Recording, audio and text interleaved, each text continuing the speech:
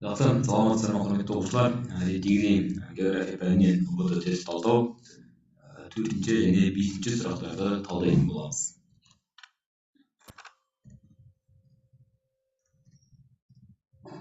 Бірінші сұрақ: Қазақстанның гидромет орталығы қай жылдан бастап құрылды? Бізде жауаптарда 1924 жылы ақпанда, 1925 жылы қазанда, 1922 жылы қаңтарда, 1927 жылы қарашада деген жауаптар тұр.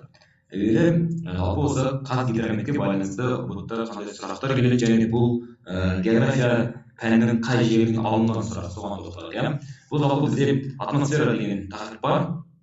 Физикалық география ішінде осы атмосфера тақырыбының ішінде өтілетін қарастырылатын дүние. Ең бірінші тоқталайық. Жалпы бізде Қазақстанның қазгидромет дегеннен кейін Қазақстанның атмосферасы туралы сөз болмақ. Сәйкесінше Қазақстанның негізгі климаттық белдеуі қоңыржай, оның ішіндегі шұғыл континент дедік. Жалпы бұған байланысты алдағы уақытта университетке түсетін болсаңыздар, түрлі көзқарастар бар. Бірнеше ғалымдар континенттік дейтін бағыт ұстанса, бірнеше ғалымдар ол бізде яғни -40-та болады, +40-та болады. Яғни бір жыл ішінде 80 градус айырмашылық ұстағаннан кейін шұғыл континент деген секілді тұжырымдамалар айтады. Жақсы.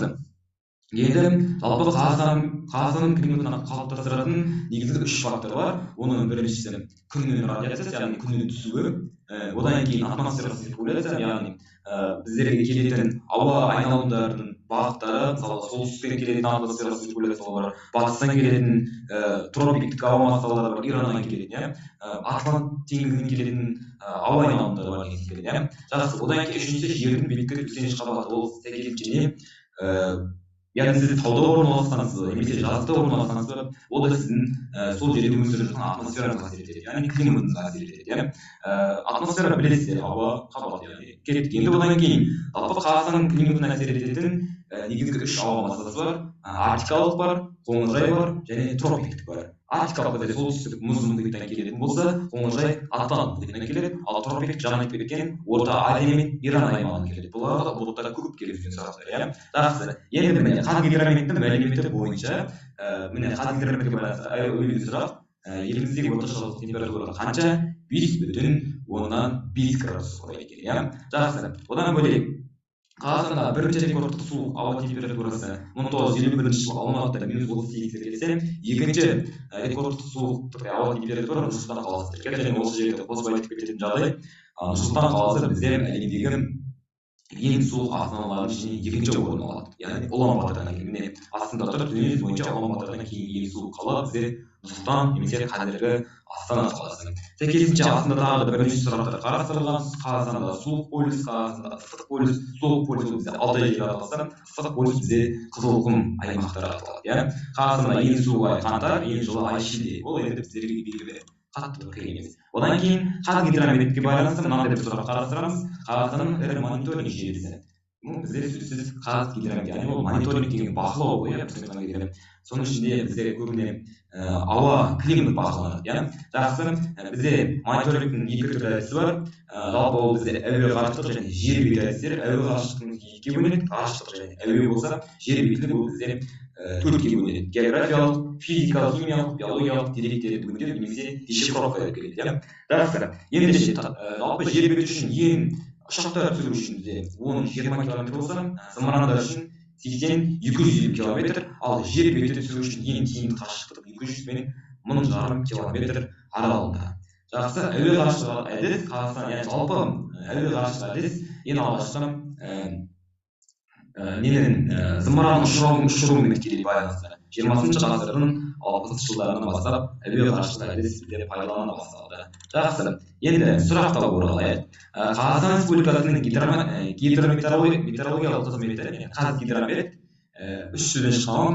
Қазақстан метеорология аспан әлемін зерттеу, ауа райын есептеу 1922 жылдан бастап пайда болды. Республика тәуелсіз алғаннан кейін бірнеше жылдан кейін қызметке республикалық мемлекеттік кәсіпорын мәртебесі берілді және қазіргі таңда 3-нен астам қызметкер жұмыс жасайды. Қазіргі таңда басшысы тұрақты өкілі Әлембаева Динара Қизатқызы дейді.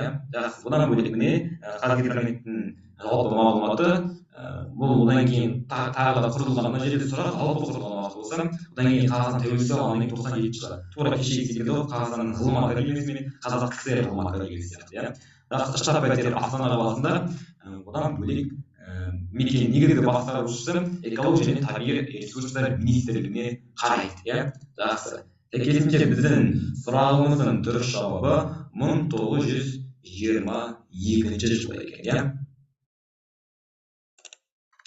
Жақсы, осымен 4-ші сұрақты барынша кеңінен ашып қарастырдық. Енді 5-ші сұраққа өтейік.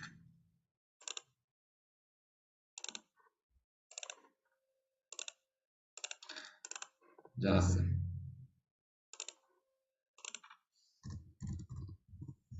Бесінші сұрақ. Антропоним атауын тап. Яғни бізде топонимика деген ғылым бар. Осы топонимика ғылымының ішіне келіп тұрады. Жақсы, бастайық. Бізде географиялық нысандар мен құбылыстарды номинациялау деген тақырып бар. Және осы тақырыптың негізінде сұрақ келіп тұр.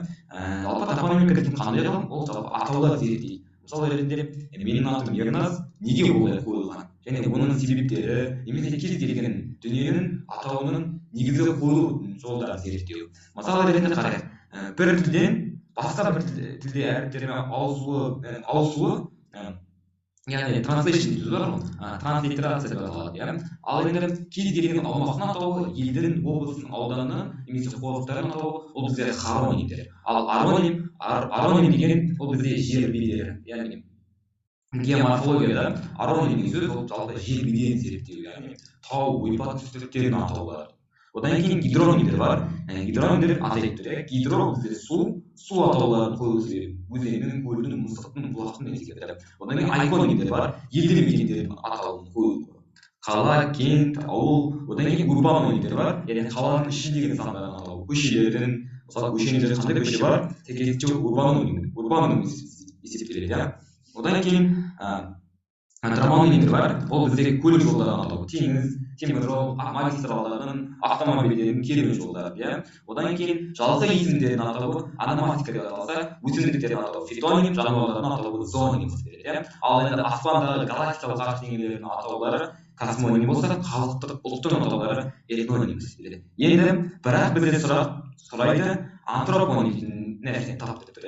Сәйкесінше мынандай бір логика бар. Бізде Ақтөбе, Алматы ол бізде қалалар, сәйкесінше елді мекендер болғаннан кейін ол айконим негізінде алады, оның жауаптың сызбасы берсек болады. Одан кейін Алатау, ол бізде тау, сәйкесінше ол ароним жататын болғаннан кейін оны жауаптың сызбасы аламыз. Енді бізде бір ғана жауап қалады, ол Жамбыл.